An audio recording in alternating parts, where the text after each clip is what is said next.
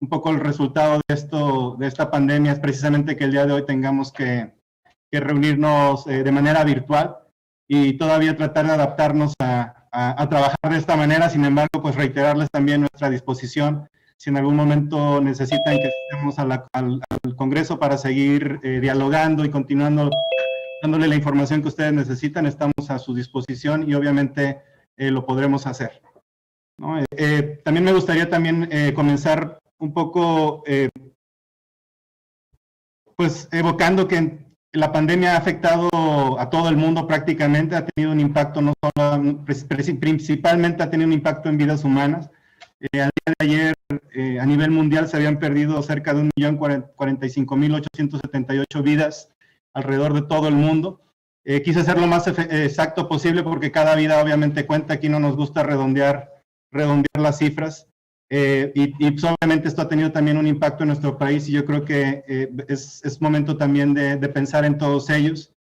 y principalmente darle un reconocimiento a los trabajadores del sector salud, a las doctoras, doctores, enfermeras, enfermeros y personal de apoyo que ha trabajado no solamente en México, sino en todos los países atendiendo esta pandemia. Creo que todos los países estamos enfrentando una situación similar y el gran costo que estamos enfrentando, más allá de lo económico y de los temas que vamos a discutir hoy, son los costos en vidas humanas que esto ha representado. Entrando en materia, permítanme decir que metodológicamente y siguiendo lo establecido en la Ley Federal de Presupuesto y Responsabilidad Hacendaria, hemos definido criterios generales de política económica para el siguiente año y posteriormente hemos elaborado una iniciativa de ley de ingresos de la Federación acompañada de un paquete de muy limitadas reformas misceláneas. Prácticamente son propuestas misceláneas muy delgadas,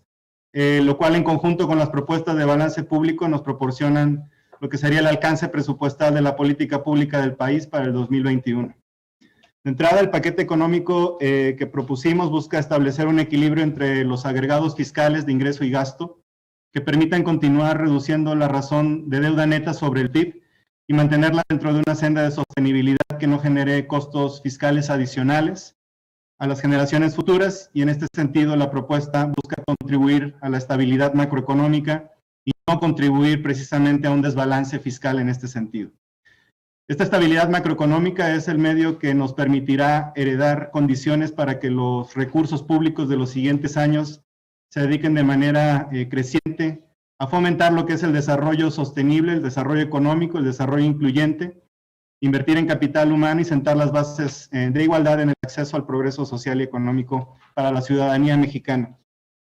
Antes que nada, me gustaría comenzar por exponer los elementos de la propuesta de ley de ingresos y miscelánea fiscal, es decir, la base sobre la cual podemos planear lo que serán los recursos disponibles para el siguiente año.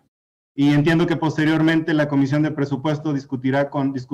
la subsecretaria Victoria Rodríguez los elementos relacionados con las apropiaciones y distribución de la parte del presupuesto de egresos de la Federación. En los textos de la miscelánea fiscal y la Ley de Ingresos de la Federación para 2021 que el Ejecutivo entregó a la Honorable Soberanía el pasado 8 de septiembre, se establecen las medidas de política pública en materia de ingresos tributarios, no tributarios, petroleros y los ingresos de los organismos de control presupuestario directo, como lo son la CFE, el IMSS, el ISSSTE, y los hechos de endeudamiento tanto internos como externos. Al respecto, cabe enfatizar que para el 2021 se reafirma el compromiso del Ejecutivo de no aumentar las tasas de los impuestos existentes y también de no crear impuestos nuevos. Este compromiso creemos es bastante oportuno en la coyuntura actual de contracción de la actividad económica en 2020 y de recuperación en el 2021. A diferencia de episodios previos de crisis económicas, en los cuales la respuesta de política económica fue establecer medidas procíclicas, como el aumento del IVA del 10 al 15% en 1995, o el aumento del ISR corporativo de 29 a 30% y el IVA del 15 al 16 en 2010, después de la crisis financiera. La política tributaria para 2021 no contempla ninguna medida procíclica de este tipo. Tampoco se buscará acotar tratamientos de protección social para ciertos grupos de la población.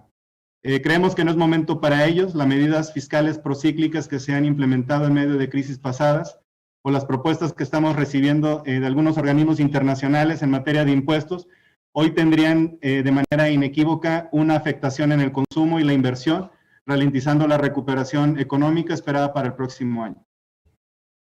Si afectamos el ingreso disponible de los hogares, obstaculizaríamos la recuperación. El consumo privado representa el 66% de nuestra economía, del PIB de México, y de su reactivación depende en buena medida el crecimiento económico que observaremos en lo que queda del 2020 y del 2021, para el 2021. También debemos reconocer que la inversión física tiene un peso importante de 16% del PIB aproximadamente, por lo que debe evitarse el inhibirla mediante cambios en las tasas de ISR, ya que la reactivación de la inversión contribuirá a una recuperación rápida de la economía. Por otro lado, también es importante enfatizar que tampoco es momento de reducir los impuestos y llevar a cabo medidas que impliquen una pérdida de ingresos públicos. Hay que reconocer que no contamos con el espacio fiscal suficiente para este tipo de medidas, las que al final del día tienen como efecto debilitar los recursos de las políticas públicas, lo cual no es recomendable por ahora.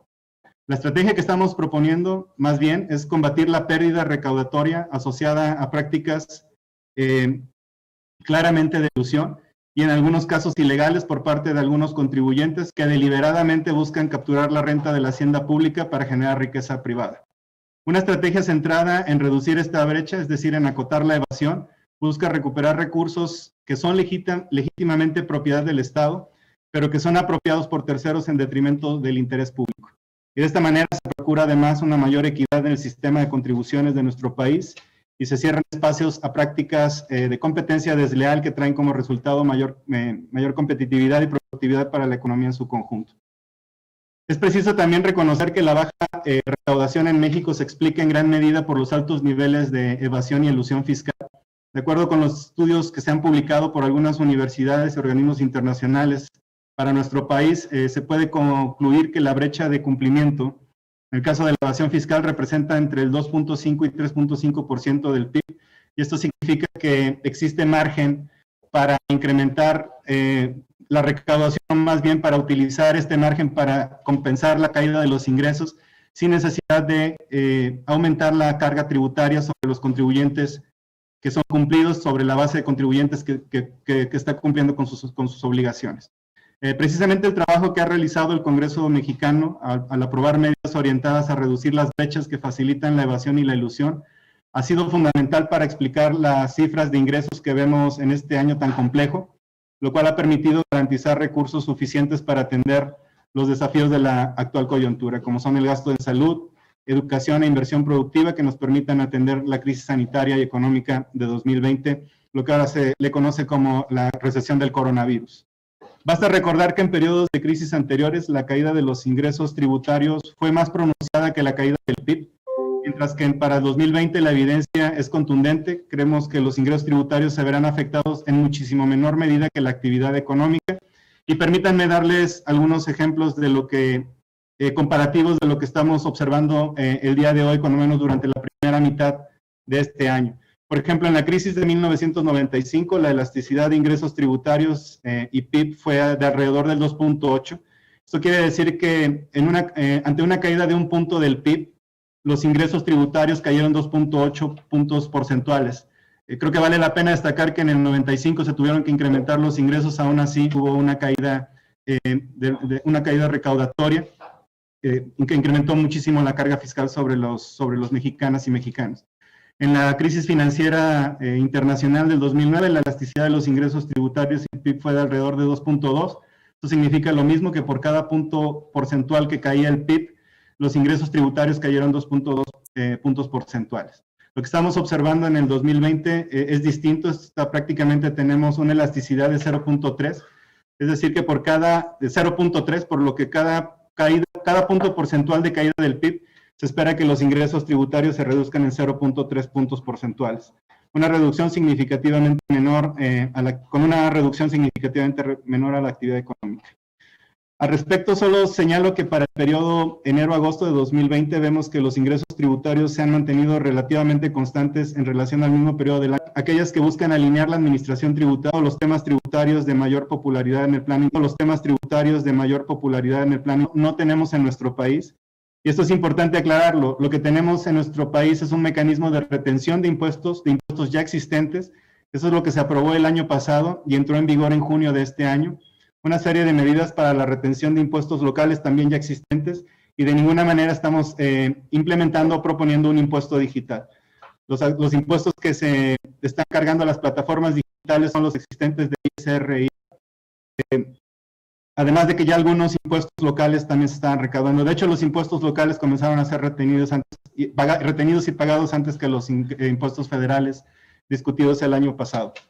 Al respecto, vemos con entusiasmo que en su momento vamos a tener que reflexionar sobre otros temas también más interesantes, sobre por ejemplo, cuál sería el diseño más adecuado para un impuesto digital. Esto lo estamos discutiendo con la OCDE y el G20, por ejemplo, sobre un posible acuerdo multilateral en el que se transite a un esquema de tributación que considere la contribución de los países donde residen los consumidores y los usuarios en el ingreso global de las plataformas. También se discutirá la regulación asociada al uso de datos y privacidad de usuarios, entre otros temas, inclusive temas que tienen que ver con externalidades negativas en el uso de algunas plataformas digitales y cómo esto tal vez podría ser abordado desde el punto de vista de los instrumentos fiscales como los impuestos, pero creo que todavía México no está en ese punto. De hecho, solamente estamos proponiendo, mejor dicho, tratando de implementar ya lo que sería una retención solamente de IVA e ISR. Ahora bien, aunque por el momento se ha privilegiado mantener las fuentes de recursos gubernamentales en medio de la crisis, en materia de ingresos públicos también se han tomado medidas sensibles de apoyo a la población, no solo de combate a la evasión fiscal. Ante la recomendación de resguardo domiciliario derivado del COVID-19, se estimó que el consumo doméstico de electricidad aumentaría por la contingencia, y para evitar que dicho incremento significara que los hogares tuvieran una reclasificación a la tarifa doméstica de alto consumo, el DAC, en abril de este año la Secretaría de Hacienda emitió un acuerdo por el cual la CFE no considerará los consumos de energía eléctrica realizados durante la emergencia sanitaria para reclasificar a un hogar. Las familias mexicanas ahorraron así 8,000 millones de pesos entre los meses de abril y agosto y se han beneficiado hemos beneficiado cerca de 6,452,843 usuarios. Pasando ahora a mencionar los números de presupuesto de ingresos, les comento que con base en estas medidas tomadas recientemente, así como en las proyecciones sobre la evolución de la economía en 2020 y 2021, y el esfuerzo al combate a la evasión fiscal, se estima que los ingresos presupuestarios sean por cerca de 5,539,000 millones de pesos en 2021, lo cual representará una disminución real mínima de menos 0,5% comparado contra el cierre estimado del 2020. De hecho, los ingresos petroleros aumentarán 13% en 2021 para ubicarse en 937,000 millones de pesos, mientras que los no petroleros caerán 2,9% para sumar 4,602 millones de pesos. En ambos casos, comparado con el cierre estimado 2020. Es importante destacar que dentro de los ingresos no petroleros se contempla un aumento de 5,7% de los tributarios, en lo cual es soportado principalmente por los incrementos de la recaudación del ISR, estos se incrementan en 4,6%, y del IVA, que también se incrementan en 4,6% entre el 2020 y 2021, en línea con la estimación del pronóstico de crecimiento del PIB. En resumen, para el 2021 se envía una miscelánea y una ley de ingresos de la Federación que busca prácticamente mantener en términos reales la recaudación. Se estima que el próximo año continúe la plena materialización de los beneficios recaudatorios de las medidas que fueron tomadas de manera oportuna en 2019 y 2020 y que están orientadas a mejorar el cumplimiento a través del cierre de brechas de evasión y elusión. Tal como lo he mencionado, estamos proponiendo el criterio de continuar estabilizando el nivel de endeudamiento y reduciendo la deuda neta, la razón de deuda neta sobre el Producto Interno Bruto. Es decir, que vamos a buscar llevar y mantener a la deuda dentro de una senda de sostenibilidad en el mediano y largo plazo que no genere un costo futuro a los mexicanos. Total de 54,7 a 53,7% del PIB entre 2020 y 2021. Es importante destacar que con el fin de no afectar el desempeño de la economía y su recuperación, el balance público se mantendrá en menos 2,9% del PIB. Las propuestas de ingreso y endeudamiento establecidas en la iniciativa de ley de ingresos permitirán que los gastos del presupuesto del 2021 asciendan a 6,257,000 millones de pesos, prácticamente en línea con el presupuesto del 2020, el cual se estimó con un crecimiento del 2%.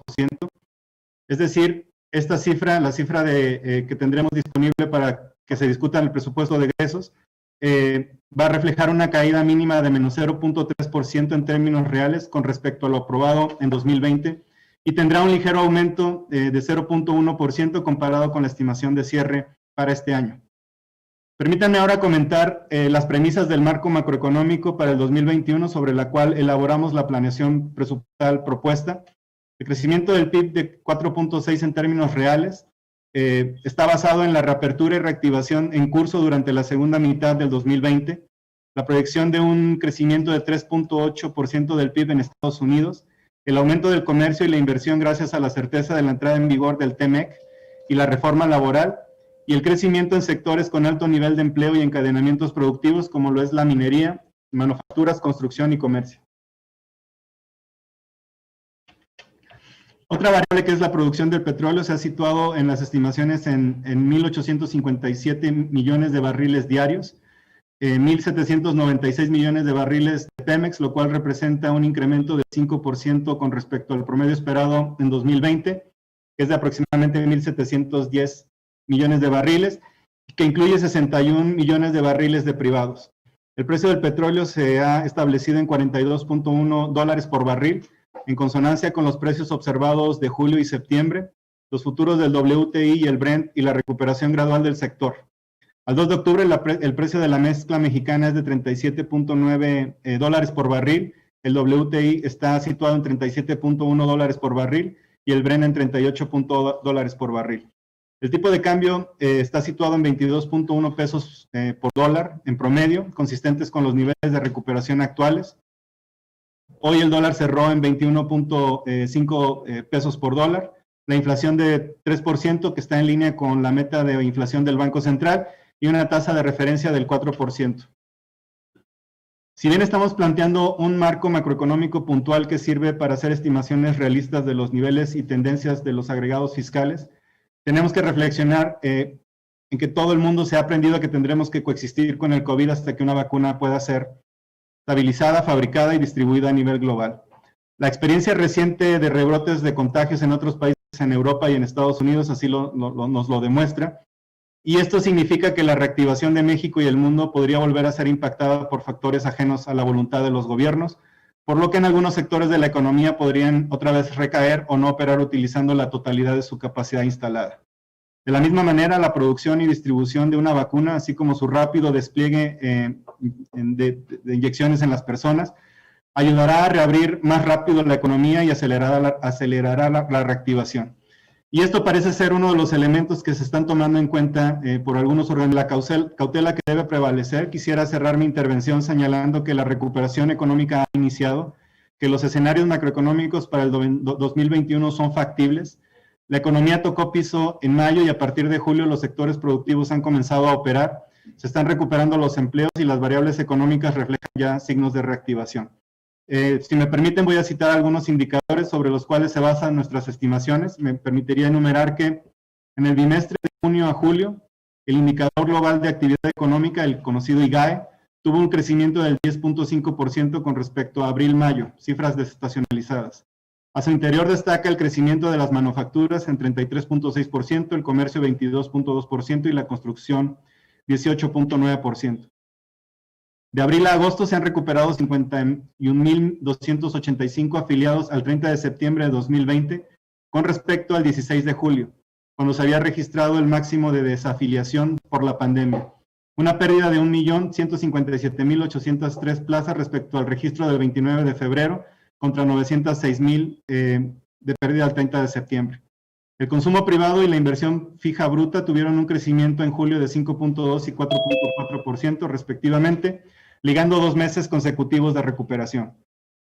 El consumo pagado mediante terminales punto de venta también se ha ido recuperando desde su punto más bajo, lo cual ocurrió por lo general a mediados de abril de este año, y al 30 de septiembre el rubro de comercio al detalle presenta prácticamente el mismo valor que el de la misma fecha del año pasado. En peajes ya se está operando al 88.8% del número de operaciones realizadas con respecto al nivel de septiembre del 2019, En supermercados se ha regresado al 88.4%, en gasolineras se ha regresado al 83.4% y en transporte terrestre al 77.7% y así en otros casos. Lo que demuestra que estamos ya más cerca de cerrar la brecha a los niveles prepandemia y que tocamos una caída importante. Es importante porque en algunos sectores las operaciones a punto de venta prácticamente se fueron a cero durante la pandemia, especialmente en aquellos sectores relacionados con restaurantes, hotelería y algunos comercios. En el bimestre de julio y agosto, el valor de las exportaciones totales creció 45%, incluyendo el ajuste estacional. Por sus componentes destaca el crecimiento de las exportaciones de manufacturas, 49.5%, y en particular la recuperación de la exportación de la industria automotriz con un crecimiento de 142%. En este contexto, las expectativas de crecimiento de analistas y organismos internacionales para 2020 y 2021 se han ido revisando a la alza, y la brecha con respecto a los pronósticos y estimaciones de la Secretaría de Hacienda se han ido acortando. El día de ayer la encuesta Citibanamex de expectativas mostró una revisión positiva al crecimiento 2020. En el promedio de analistas pasó del -10 al -9.8. Asimismo, el Fondo Monetario Internacional, tras concluir su visita de evaluación a México, ajustó sus expectativas de crecimiento de -10.5 a -9 e incrementó la expectativa de crecimiento para el 2021 de 3.3 a 3.5, considerando los resultados recientes de la economía mexicana y un desempeño mejor al anticipado de la economía mundial, y en particular con nuestro principal socio comercial, que es Estados Unidos. Igualmente, en el mes de junio, el Banco Mundial ya ha realizado alguna mejora en sus expectativas de crecimiento y algunos de sus escenarios se acercan bastante a las estimaciones que hemos incluido en el marco macroeconómico. Además, les comento que con los datos de crecimiento del PIB al segundo trimestre de 2020, el cual cayó en -17.1, y del IGAE a julio, el cual se incrementó en 5.7%, si la economía mexicana simplemente mantuviera el nivel alcanzado hasta ahora en estos indicadores y no hubiera ya más crecimiento en lo que resta del 2020, habría una contracción anual del 10%. No obstante, los datos de alta frecuencia, como son los gastos en tarjetas, ventas de gasolina y energía eléctrica, remesas familiares de agosto y septiembre, muestran claramente que podemos esperar un crecimiento positivo en estos meses, y por lo tanto se esperaría que la contracción del 2020 sea significativamente menor a esta referencia, y más alineada con los pronósticos de los criterios, así como con las recientes reestimaciones de analistas y organismos internacionales. Finalmente, me gustaría concluir destacando que los centros de investigación en salud a nivel internacional no solamente están ya más cerca de tener una vacuna estabilizada, sino que se avanza rápidamente ya en la compra, distribución y aplicación de las vacunas. Esto permitirá encontrar una mejor manera de enfrentar la pandemia y salir adelante de una crisis económica que fue inducida por diseño y que no se había experimentado prácticamente nunca o no en los últimos 100 años. Ante la ausencia temporal de vacunas y tratamientos efectivos, se confinó a la población como una medida posible para evitar la explosión en el número de contagios, lo que paralizó las economías del mundo. 2021 será sin duda un año con retos muy importantes y tendremos que continuar trabajando con prudencia y responsabilidad, pero creemos que será un año muchísimo mejor que el 2020. Aquí me gustaría a mí concluir mi exposición inicial y agradecerle mucho a las diputadas y diputados. Un servidor y el equipo de la Subsecretaría de Hacienda y Crédito Público nos reiteramos a su entera disposición